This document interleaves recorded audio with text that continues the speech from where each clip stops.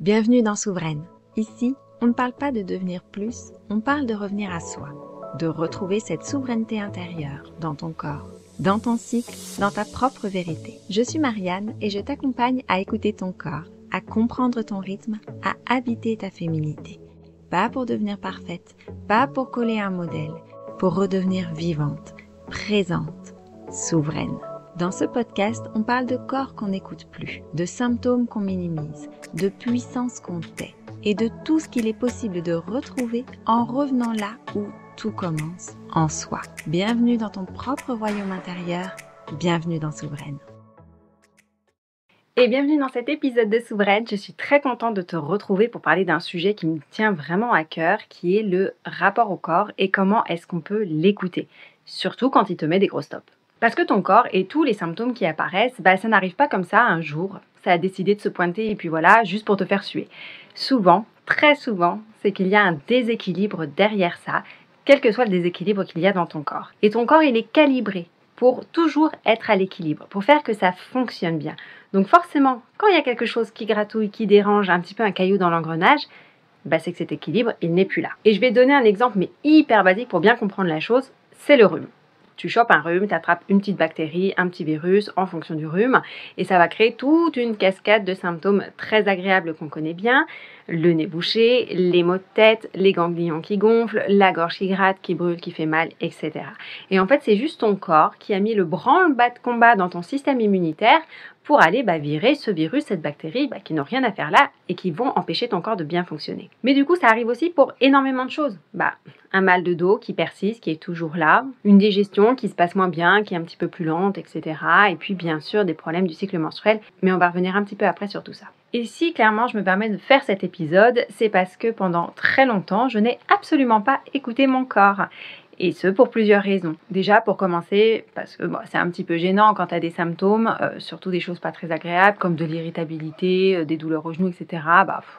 C'est un petit peu gênant, c'est un petit peu pénible, et on n'a pas forcément envie de mettre le nez dedans. Mais aussi parce que clairement, je prenais pas le temps de m'en occuper, parce que j'avais pas le temps pour ça, parce que ça me faisait suer, et aussi parce qu'on le met souvent dans d'autres catégories.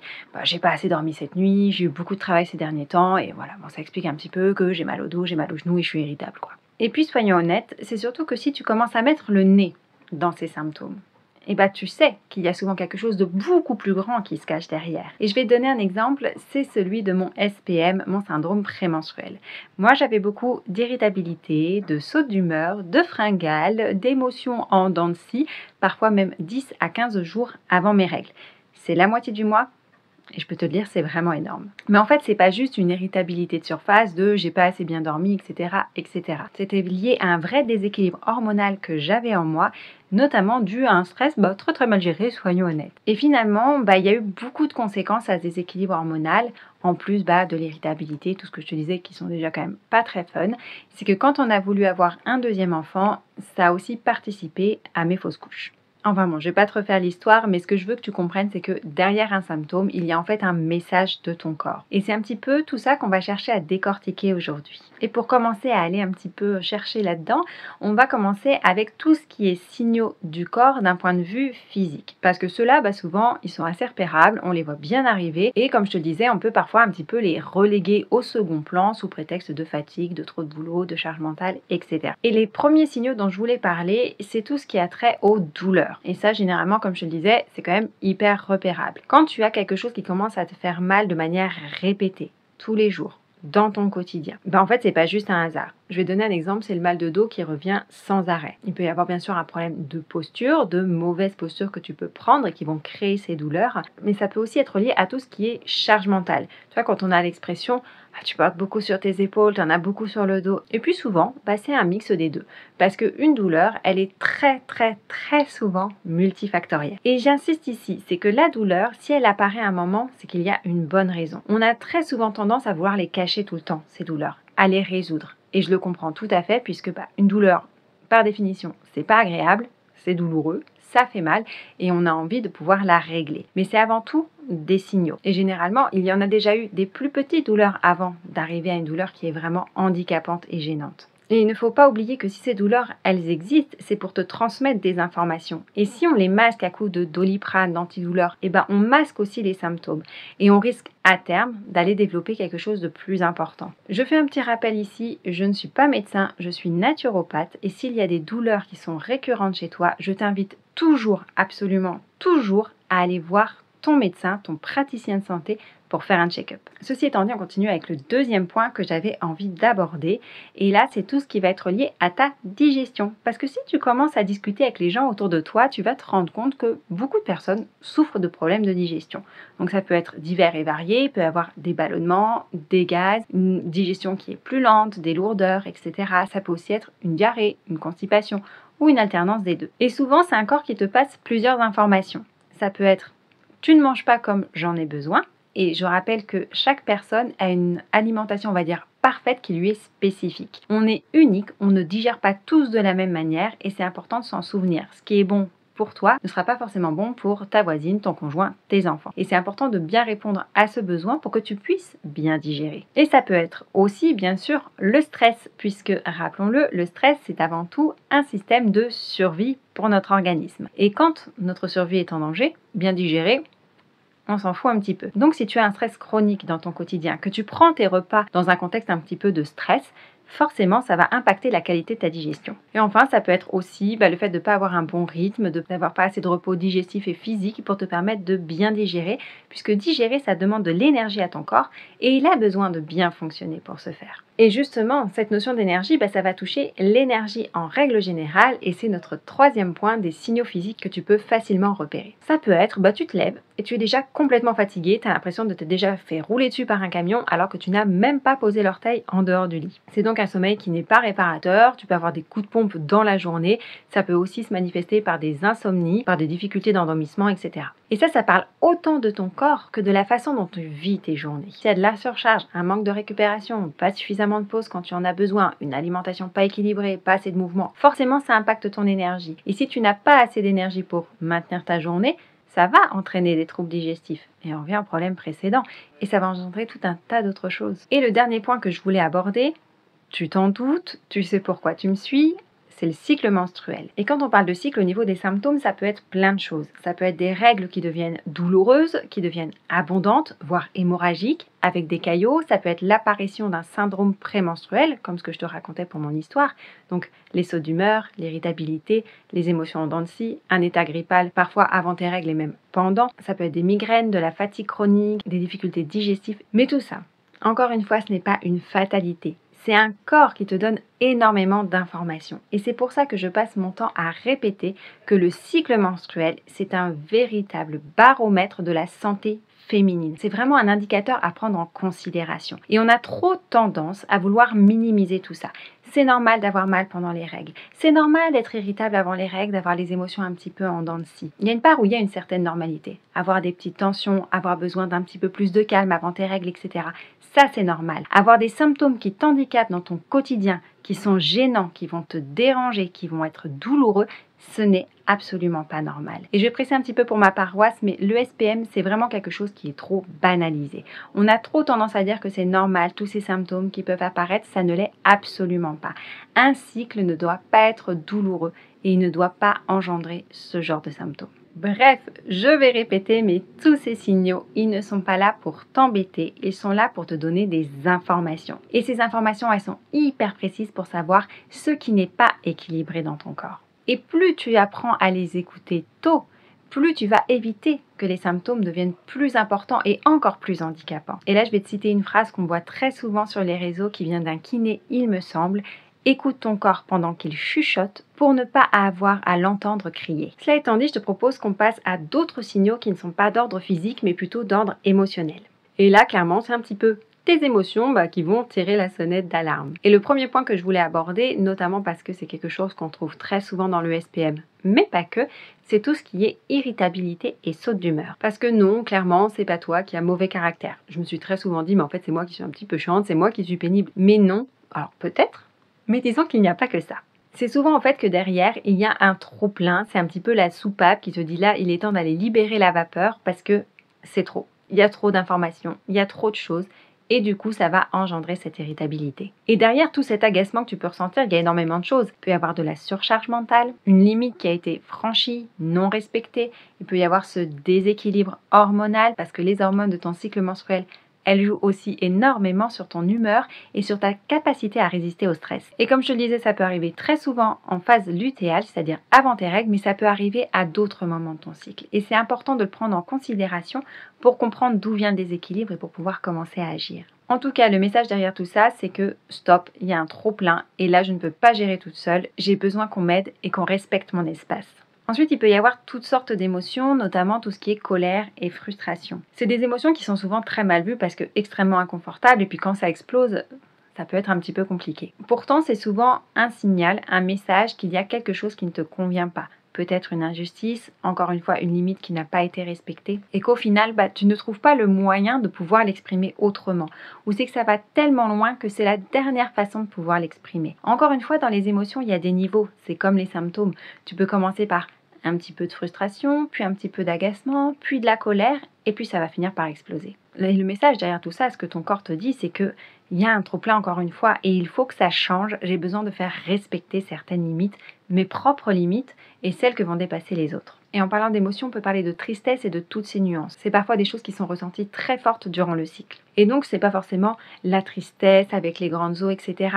Ça peut être de la mélancolie, une petite pointe de nostalgie. Et ça peut être quelque chose d'un petit peu plus lourd comme un sentiment de vide, un petit peu d'épuisement émotionnel. Et ça peut être aussi le signal de beaucoup de choses. Le fait qu'il n'y a pas assez de repos, que ce manque de repos s'accumule jusqu'à t'épuiser à ne plus en pouvoir. Ça peut être qu'il y a aussi eu un trop plein d'émotions et qu'en fait tu sais plus gérer, tu sais plus quoi en faire avec et ça te submerge. Et puis ça peut aussi venir d'une forme de déconnexion avec tous les messages de ton cœur. Un petit peu ce qu'on appelle le chemin de vie. Alors on l'appelle un petit peu comme on veut, mais le fait de ne plus se sentir aligné dans sa vie. Et le message derrière ça, c'est prends le temps, fais le tri. Et prépare la suite, prépare l'après pour pouvoir justement retrouver cet équilibre émotionnel. Toujours dans les émotions, on va avoir tout ce qui est peur et anxiété. Et ça peut aussi ressortir très fort. Et chez certaines femmes que j'accompagne, c'est quelque chose qui parfois submerge. Alors parfois, c'est des choses qui sont un petit peu plus subtiles, comme des inquiétudes, de l'anticipation un petit peu permanente, un petit peu toute cette charge mentale, ou alors encore une difficulté à lâcher prise. Et parfois, c'est quelque chose de beaucoup plus fort. Et là, ça va créer un vrai sentiment d'insécurité. Tu te sens pas à l'aise, tu ne te sens pas bien, et il y a un petit peu ce déséquilibre intérieur qui se fait. Et là, le message de ton corps, c'est clairement, j'ai besoin de sécurité, j'ai besoin d'ancrage, j'ai besoin de savoir où je suis, comment je suis, j'ai besoin que tu me rassures et que tu me donnes de l'espace. Je te parle de ces émotions et on peut le rentrer plus ou moins dans tout ce qui est hypersensibilité, puisque là, ça va être une hypersensibilité émotionnelle. Tes émotions, elles vont prendre un petit peu le dessus, mais cette hypersensibilité, elle peut aussi être un petit peu plus large que ça, notamment sur tout ce qui est bruit, lumière, etc. Tout ce qui va venir un petit peu surcharger l'ensemble de tes sens. Et là, clairement, c'est un système nerveux qui est hyper saturé. Il y a trop d'informations. Et encore une fois, il a besoin de faire le tri, de refaire de l'espace pour se ressentir en sécurité. Et si ton système nerveux, il se sent en sécurité, ton corps fonctionne mieux. Et donc, ça vient enrayer un petit peu tous les symptômes que tu peux avoir. Et les émotions, c'est comme les symptômes, ça va complètement avec et c'est pas là pour te saboter, encore une fois c'est là pour te passer un message. C'est un petit peu comme si tu es dans ta voiture et sur le tableau de bord tu as un voyant qui s'allume. Généralement tu vas aller regarder ce voyant. S'il est orange, ok, tu sais qu'il y a une petite réparation à faire mais c'est encore ok. Si c'est rouge, c'est le moment où il faut arrêter la voiture sinon tu bousilles ton moteur. Tu as l'image, ton corps c'est le moteur et tu es la voiture. Sans moteur, tu n'avances plus. En ne lisant pas les voyants, tu vas droit dans le mur. Et je vais quand même insister sur un petit point, c'est pas parce que tout ce que tu ressens est extrêmement intense que tu es folle ou que tu as un problème. C'est ton corps qui te rappelle qu'il y a quelque chose qui n'est pas en équilibre et qu'il a besoin de retrouver cet équilibre. Et encore une fois, plus tu apprendras à écouter, moins tu auras besoin d'entendre ton corps crier. Alors là, tu vas peut-être me dire, mais ok, j'entends mes symptômes, mes émotions, c'est pas un problème, c'est des signaux à écouter, etc., etc. Mais pourquoi est-ce qu'on nous a jamais appris à les écouter, tout ça ? Pourquoi est-ce que ça nous semble si compliqué en fait, puisqu'il y a vraiment cette impression que c'est compliqué de le faire? Et là encore, il y a plusieurs raisons, je vais t'en citer quelques-unes, mais ça peut être aussi très personnel. La première dont j'avais envie de te parler, c'est tout ce qui est pression sociale. Parce qu'on vit dans un monde où on a besoin de tenir, on doit faire les choses. Et en tant que femme, c'est encore plus valable. T'as mal au ventre, écoute, tu prends un cachet puis tu retournes travailler. Tes règles elles te titillent, le congé menstruel, on l'a vu, il n'est pas passé à l'Assemblée nationale. Tu es fatigué? Prends ton café, puis un deuxième, puis un troisième, et puis souris, allez, c'est bon, quoi.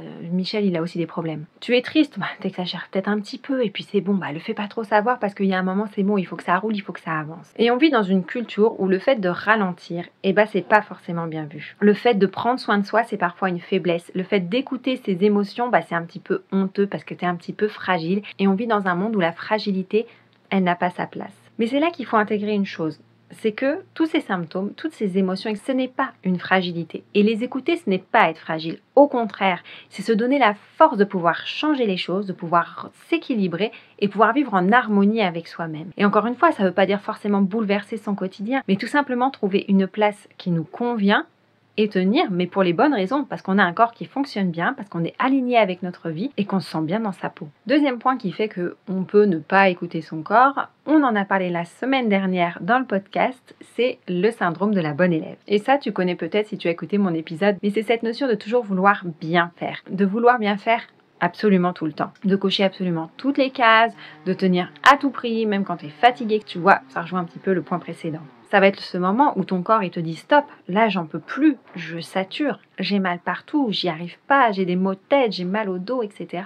Et que la petite voix dans ta tête, la bonne élève sur ton épaule, elle va dire mais fais un effort, ne déçois pas les gens, ne te déçois pas toi-même, tu peux y arriver, etc. C'est un petit peu cette culture de l'effort aussi, la bonne élève. Parce qu'au final, tu vas croire que ta valeur, elle dépend de cette capacité à tenir et à bien faire les choses. Sauf que, on l'a vu dans l'épisode précédent, ce n'est absolument pas le cas et ça va contribuer à encore moins écouter son corps. Et puis, il y a aussi cette peur d'être jugé qui va rentrer en considération. Peut-être parce qu'on t'a déjà dit mais t'es chiante, elle abuse, elle pourrait faire un effort. Ou alors tu auras peut-être déjà entendu ces réflexions un petit peu plus machistes, mais qui ne viennent pas forcément que des hommes. Ah ça y est, elle va avoir ses règles, c'est encore les hormones, blablabla, blablabla. Et bien toi, pour pas avoir ces réflexions, tu vas taire, tu vas pas oser t'exprimer, oser dire les choses, parce que tu vas recevoir ce jugement en face. Alors, tu ravales toutes les émotions, tu prends sur toi, t'oublies tes douleurs à coups de Doliprane, et ça donne un corps qu'on n'écoute plus. Alors certes, tu n'es plus la petite fille compliquée, mais à force, en fait, tu oublies l'intérêt de ces symptômes et tu oublies que ces signaux,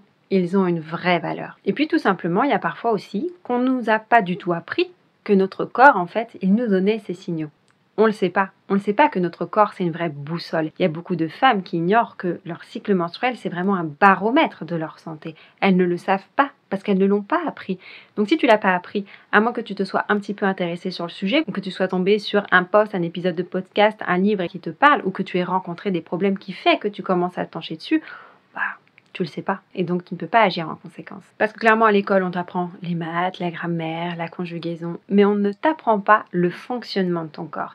Et si tu ne sais pas comment tu fonctionnes, tu peux pas agir à la source quand il y a des problèmes. Ok, alors après ce constat, pas des plus folichons, clairement, qu'est-ce qu'on peut faire maintenant pour réécouter les signaux de son corps? La première chose qui va te sembler peut-être hyper basique comme réponse, c'est reviens au corps. En gros, c'est plutôt arrête d'être tout le temps dans ta tête, d'être dans le mental et reviens justement à ce corps. Redescends dans tes sensations, dans tout ce que tu peux vivre, dans tout ce que tu peux ressentir, toucher, sentir dans ton corps. Puisque souvent, quand on a ce stress, on est dans ce mental, dans cette anticipation. On pense et à force de penser, on devient une tête sur pattes. Mais la tête sur pattes, elle est déconnectée de son corps. Et pour revenir à ça, tu peux avoir plein de petits outils. Tu peux commencer par du très simple pour recréer un petit peu ce lien avec lui. Ça peut être tout simplement d'observer ta respiration pendant 2 minutes. Même pas faire un exercice de respiration, juste observer comment l'air rentre par ton nez. Est-ce qu'il est plus froid quand il rentre que quand il ressort? Comment ta poitrine, ton ventre se gonfle? Tout ça, ça te permet de revenir au corps. Et puis après, tu peux aller un petit peu plus loin. Tu peux scanner ton corps de la tête aux pieds, voir un petit peu ce que tu ressens. Est-ce qu'il y a des fourmillements? Est-ce que c'est chaud? Est-ce que c'est froid? Est-ce que ça fait mal quelque part? Est-ce que ça se détend d'un autre côté? Et puis ça va être tout ce qui est mouvement. Refaire bouger ton corps en harmonie. Et il y a des pratiques qui fonctionnent bien pour ça. Alors ça parle pas forcément à tout le monde, mais je pense qu'il y a moyen de trouver quelque chose qui pourra te plaire. Ça peut être le yoga qui base justement les mouvements sur la respiration. Bouger et respirer avec ton corps, ça permet vraiment de refaire ce lien. Mais ça peut être aussi tout simplement des étirements, un petit peu de stretching, de la marche en nature aussi, ça fonctionne bien en prenant le temps de voir ton corps dans son environnement. Et ça, clairement, ça va permettre de laisser s'exprimer ce qui est là. Je te le rappelle, ton corps, il parle d'abord en chuchotement avant de crier en symptômes. La deuxième chose, ça va être aussi de pouvoir observer ce qui se passe dans ton corps sans jugement. Et j'insiste sur le sans jugement. Ne pas te cataloguer. je suis chiante, je suis trop émotive, là c'est bon, ça fait mal, mais c'est pas si terrible que ça. Ça va être plutôt remplacé par ok, j'ai de l'irritabilité, mais quel est le message qui se cache derrière? Ok, j'ai mal au dos. Et encore une fois, qu'est-ce qui se cache derrière? Une mauvaise posture, un petit peu trop de stress, de la charge mentale? Chercher à comprendre. Pour t'aider d'un point de vue purement concret, tu peux prendre un carnet et noter quand vient une émotion récurrente, un symptôme récurrent et tout ce qu'il y a un petit peu autour. Tu fais un petit peu ta détective dans ton propre corps. Le but ici, ça va pas être de supprimer le symptôme, ça va être déjà de le comprendre pour pouvoir agir à la source. Et une fois que tu auras agi à la source, il va de fait pouvoir disparaître. Le troisième point, en tant que femme, utilise ton cycle comme une boussole. Allez, je le sais, tu le sais, je l'ai répété 1000 fois, tu savais que ça allait venir. Mais c'est tout simplement observer semaine après semaine ce qui se passe dans ton corps. Ça ne veut pas dire forcément noter, faire quelque chose de très compliqué. Déjà savoir te situer dans ton cycle et petit à petit pouvoir voir s'il y a des choses qui sont récurrentes. Est-ce que effectivement tu as vraiment de l'irritabilité juste avant tes règles ou est-ce que ça arrive à un autre moment? Et dans ce cas-là, ça ne veut pas dire du tout la même chose. Et encore une fois, quand tu comprends, tu peux agir à la cause. Quatrième chose qui fonctionne très très bien pour pouvoir réécouter les signaux de son corps, c'est accepter d'avoir des pauses. Et ça n'a pas besoin d'être des grandes pauses, ça peut être des micro-pauses tout au long de ta journée. C'est des petits moments qui peuvent être courts, accessibles, mais où tu vas vraiment te laisser l'espace pour pouvoir respirer. Donc clairement, c'est pas une heure de méditation avant d'aller bosser, mais tu peux tout simplement prendre le temps de respirer avant d'ouvrir un mail. Ça peut être juste fermer les yeux 30 secondes dans ta journée pour souffler un coup et revenir à toi, revenir un petit peu dans ton corps au final. Ou simplement aller marcher 5 minutes à la pause déjeuner ou avant d'aller chercher les enfants à l'école par exemple, juste pour, encore une fois, toujours la même chose, revenir à ce corps. Et tu vois, ces pauses, elles n'ont pas besoin d'être longues, mais elles vont te laisser la possibilité de revenir à toi, de revenir à tes sensations et au final, de pouvoir ressentir plutôt que toujours chercher à courir. Et le cinquième et dernier point que je voulais aborder, c'était de donner une réponse au signal que tu reçois. Parce que si ton corps ou une émotion parle et que tu ne fais rien, et tout ça, ça va rester coincé. Et à force de rester coincé, on a vu, ça va petit à petit grandir, prendre de la puissance et créer des symptômes beaucoup plus lourds. Et encore une fois, il n'y a pas besoin de grands plans sur la comète, de tout modifier, juste prendre les choses en considération et avoir une petite action derrière, ça fait déjà une énorme différence. Par exemple, tu te sens irritable parce que tu as l'impression d'en avoir trop, c'est la cocotte minute dans ta tête, vois s'il n'y a pas une tâche que tu peux déléguer. Si tu ressens de la tristesse, que c'est un petit peu compliqué, peut-être prends le temps de faire un petit peu de journaling, d'écrire ce qu'il y a dans ta tête, ou tout simplement laisser s'exprimer cette tristesse, de ne pas la retenir à l'intérieur. Et si tu as des douleurs, c'est tout simplement d'accepter de ralentir plutôt que serrer les dents et vouloir absolument y aller. Parce que écouter, en fait, c'est super puissant. C'est répondre correctement qui va être complètement transformateur pour toi. Et alors oui, clairement, je sais que c'est pas un exercice qui est facile. Mais la première chose pour moi, c'est de commencer par écouter. Écouter vraiment et chercher à comprendre. Et une fois que tu peux comprendre ce qui se passe, comme je te disais, tu y apportes une réponse. Et c'est ça qui va te permettre la transformation. C'est ça qui va pouvoir faire la différence. Et honnêtement, moi, ça m'a pris vraiment du temps. Et pourtant, je suis naturopathe. C'est mon métier. C'est des choses que je sais. Et c'est pour ça que je vais le redire exactement la même chose que ce que j'ai dit dans l'épisode de La Bonne Élève. C'est que savoir une chose, c'est très bien. L'intégrer, c'est encore mieux. Et il faut parfois ce temps d'intégration, il faut parfois aller assez loin pour pouvoir remonter beaucoup plus haut. Et c'est ce que j'ai vécu en janvier 2025. J'ai vraiment eu l'impression que mon corps me mettait un stop monumental. Tous les symptômes sont ressortis. J'ai eu un SPM du feu de Dieu. J'ai fait des migraines ophtalmiques comme j'en avais pas fait depuis extrêmement longtemps, au point de me donner presque des malaises. Ça a été vraiment très très compliqué physiquement et mentalement à ce moment-là. Mais clairement, c'était mon corps qui me disait qu'il était temps de réécouter. Et ça a mis du temps. Et encore une fois, c'est mon métier. Mais petit à petit, je me suis dit, allez, pas par pas. Ça va être commencer par ralentir, réorganiser peut-être mon activité, voir comment est-ce que je peux me coucher peut-être un petit peu plus tôt, prendre plus de micro-pauses dans la journée, sortir ma bouillotte le soir pour mettre sur le foie, pour m'aider à bien digérer, pour aider mes hormones, reprendre tout ce qui est cycle syncing, le fait de vivre en fonction de mon cycle. C'est quelque chose que j'avais un petit peu laissé de côté. Alors oui, bien sûr, c'était toujours en fond, mais j'y portais beaucoup moins d'attention. Et c'est quand j'ai décidé de vraiment m'y remettre, mais vraiment pour les bonnes raisons. Pas parce que c'est mon métier, pas pour donner le bon exemple, mais pour me faire du bien, pour permettre à mon corps d'être en équilibre, que ça s'est vraiment déverrouillé chez moi. Et même, j'ai envie de te dire, ça va plus loin que ça, parce que ça m'a permis de commencer à retravailler sur des blessures anciennes, sur des blessures profondes, qui venaient me créer ce stress, cette insécurité, cet inconfort au niveau de mon système nerveux, qui venait un petit peu dérégler tout ça et accentuer mon stress. Donc voilà, ce que je voulais te partager ici, c'est que oui, c'est un chemin, oui, ça prend du temps, mais toutes les micro-actions, tous les petits pas que tu vas pouvoir mettre en place au fur et à mesure, c'est ça qui sur le long terme va faire une vraie différence. Ça va vraiment changer les choses. Et ce n'est pas parce que c'est petit que ça n'a pas d'importance, bien au contraire, parce que tu commences à mettre le nez dedans. Et plus tu vas y aller, plus tu vas te rendre compte des bienfaits, des avantages pour toi, pour ta santé, pour ton bien-être, et plus tu vas avoir envie de continuer. Alors on arrive à la fin de cet épisode et je voulais vraiment te redire encore une fois, ton corps, il ne te sabote pas. Tes symptômes, tes émotions, tout ce qui peut te paraître plus compliqué, ce sont avant tout des signaux qui sont là pour t'aider à écouter et pour comprendre ce sur quoi tu dois travailler pour te permettre de retrouver ton équilibre. Alors parfois c'est un peu insistant, c'est un peu lourd à porter, mais c'est toujours là pour t'indiquer qu'il y a ce déséquilibre. Peut-être une limite qui n'est pas respectée par toi-même ou par les autres. Ou alors qu'il y a un besoin que tu n'écoutes peut-être même pas encore. Et le vrai défi, c'est absolument pas de ne plus jamais avoir de signaux, parce qu'on en a besoin pour pouvoir continuer à avoir cet équilibre. Mais c'est d'apprendre à les écouter beaucoup plus tôt pour éviter qu'ils prennent beaucoup plus d'ampleur. C'est aussi les écouter avec douceur et en faire des alliés plutôt que des ennemis. Alors peut-être que ton prochain pas, ce sera une petite pause, mieux écouter tes émotions, mieux comprendre ton système nerveux et peut-être même reprendre le suivi de ton cycle pour comprendre que vraiment, une femme, c'est cyclique. Il y a des moments où tu as plus d'énergie, des moments où tu en as moins et que c'est tout à fait naturel. Quoi qu'il en soit, ça va être d'accorder bien plus d'attention à un signal qui est là, qui te donne une information plutôt que de le reléguer sur le côté ou de le mettre sous couvert d'autre chose. Et encore une fois, tu n'as pas besoin d'être parfaite. Je te le disais, tu es cyclique. Tu es vivante, tout bouge à l'intérieur. Et ça, en fait, c'est l'immense sagesse de ton corps. C'est une capacité qu'il a depuis toujours pour te permettre de survivre et de survivre dans les meilleures conditions. Et à notre époque, c'est plus vraiment de la survie pour ne pas mourir. C'est de la survie pour trouver sa place dans le monde, pour trouver un équilibre, pour trouver un chemin où tu te sens bien. Merci beaucoup d'avoir passé ce moment avec moi. Ça me fait vraiment plaisir de pouvoir parler de ce sujet qui me touche énormément, sur lequel je travaille encore. Et sur lequel je pense qu'on travaille toujours. Comme je te le disais, l'idée c'est pas de taire les symptômes, mais c'est de pouvoir apprendre à les écouter et y répondre avec de la douceur.